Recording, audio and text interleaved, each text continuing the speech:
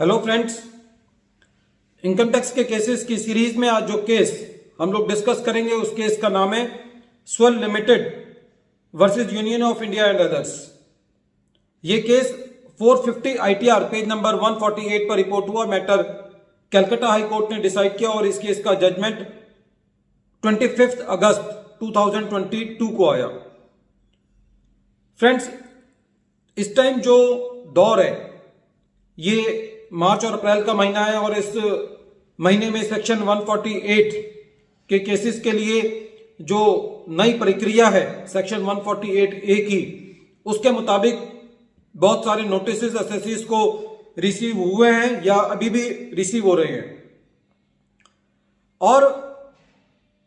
जो सेक्शन 148 ए clause B के अंदर शोकॉज नोटिस भेजा जा रहा है, यदि हम लेजिस्लेचर के इंटेंट में जाएं तो सेक्शन 148 ए क्लॉज बी का जो शोकॉज नोटिस भेजा जाता है उसका मतलब यह होता है कि एसएससी को यह बताना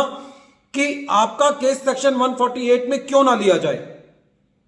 और सेक्शन 148 ए क्लॉज बी का नोटिस भेजने से पहले यह एक प्रोसीजर का पार्ट है कि यदि असेसिंग ऑफिसर को यह लगता है कि कोई इंफॉर्मेशन इकट्ठी करनी है तो वो इंफॉर्मेशन पहले असेसिंग ऑफिसर इकट्ठी करे और उसके बाद सेक्शन 148 ए क्लॉज बी का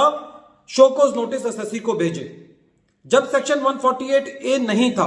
उससे पहले सेक्शन 148 ए में डायरेक्ट नोटिस आता था और वहां पे जेके एंड ड्राइवशाफ्ट का जो केस था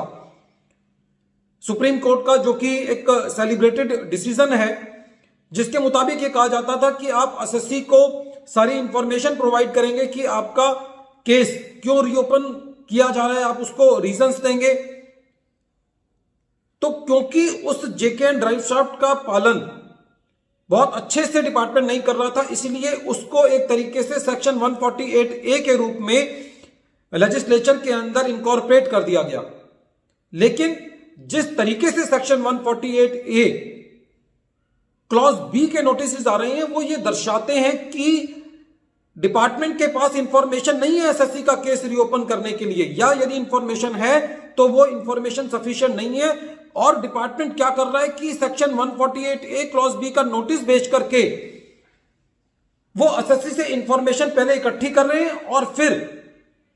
उसका सेक्शन 148 ए क्लॉज डी का ऑर्डर पास करके 148 का नोटिस इशू कर रहे हैं। तो जो काम डिपार्टमेंट को अपनी इंफॉर्मेशन इकट्ठी करना था एसएससी का केस रीओपन करने के लिए, वो जिम्मेवारी भी उसको 148 ए क्लॉज बी का शोकॉज नोटिस भेज करके इकट्ठी की जा रही है। जो उनकी इंटेंट है, जो उनकी लैंग्वेज है, वो एसएससी से ही इंफॉर्मेशन इकट्ठी करते हैं और फिर उसी का शोकॉज नोटिस दे देते हैं। दूसरी बात, जब एसएससी ये मांगता है कि आपने किस बेसिस पर मेरा केस रीओपन किया, तो एसएससी के बार बार मांगने पर भी उसको कोई जवाब नहीं दिया जाता, ना तो वो इंफॉर्मेशन प्रोवाइड की जाती और ना ये कहा जाता कि ये इंफॉर्मेशन जो है वो हम किस रीजन से आपको प्रोवाइड नहीं कर पा रहे। क्योंकि कई बार डिपार्टमेंट ये दलील देता है कि साहब ये थर्ड पार्टी इंफॉर्मेशन से रिलेटेड है, इसलिए हम आपको ये इंफॉर्मेशन नहीं दे सकते। लेकिन जो इंफॉर्मेशन आप मेरे अनेक्स्चर में अटैच कर रहे हो और वो इंफॉर्मेशन जिन डॉक्यूमेंट्स के बेसिस पर आधारित है, वो डॉक्यूमेंट्स जब तक आप मुझे नहीं दोगे तो एसएससी जो है वो अपना रिप्लाई कैसे तैयार करेगा। दूसरी बात,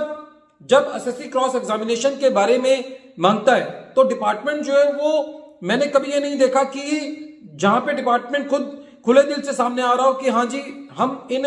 लोगों की स्टेटमेंट के बेसिस पर आपका केस रीओपन कर रहे हैं और हम आप इनको प्रेजेंट करते हैं, आप एक टाइम फिक्स कीजिए इनकी क्रॉस एग्जामिनेशन के लिए। तो इन सब चीजों का, जो कि प्रिंसिपल्स ऑफ नेचुरल जस्टिस के बेसिस पर आधारित हैं, उन सब चीजों का एक इतने खुले दिल से उल्लंघन हो रहा है और उसकी वजह से इतने सारे डिस्प्यूट्स क्रिएट होते हैं। और यदि इस टाइम यदि कोर्ट्स के पास जाते भी हैं तो कोर्ट्स जो है वो ज्यादा से ज्यादा जो एसएससी को रिलीफ मिल रहा है वो ये मिल रहा है with due respect to the various high courts की वो उस मैटर को रिमांड कर देते हैं और जो असेसिंग ऑफिसर ने अपनी गलती की होती है उसको सुधारने का एक मौका दिया जाता है कि कोई बात नहीं, आपने इनको डॉक्यूमेंट्स नहीं दिए तो आप दे दीजिए। तो इसका मतलब यह हुआ कि खाली डॉक्यूमेंट्स को लेने के लिए एसएससी को जो है वो हाई कोर्ट तक जाना पड़ेगा और एक छोटे एसएससी के लिए हाई कोर्ट तक जाना एक अपने आप में एक बहुत बड़ा टास्क होता है। इस केस के अंदर भी कोर्ट ने बहुत अच्छी बात ये कही कि जो आपको सेक्शन 148A क्लॉज ए के अंदर करना है वो आप सेक्शन 148A क्लॉज बी के अंदर नहीं कर सकते। पहले आपको इंफॉर्मेशन इकट्ठी करनी है, फिर आपको उसको नोटिस देना है। लेकिन इस केस के अंदर भी कोर्ट ने मैटर को रिमांड बैक किया, ऑर्डर को पूरी तरीके से क्वैश नहीं किया। वीडियो के अंत में एक बार फिर मैं केस का नाम रिपीट कर रहा हूं। केस का नाम है स्वल limited versus Union of India and others, और ये केस 450 ITR पेज नंबर 148 पर रिपोर्ट हुआ। केस का जजमेंट 25 अगस्त 2022 को आया।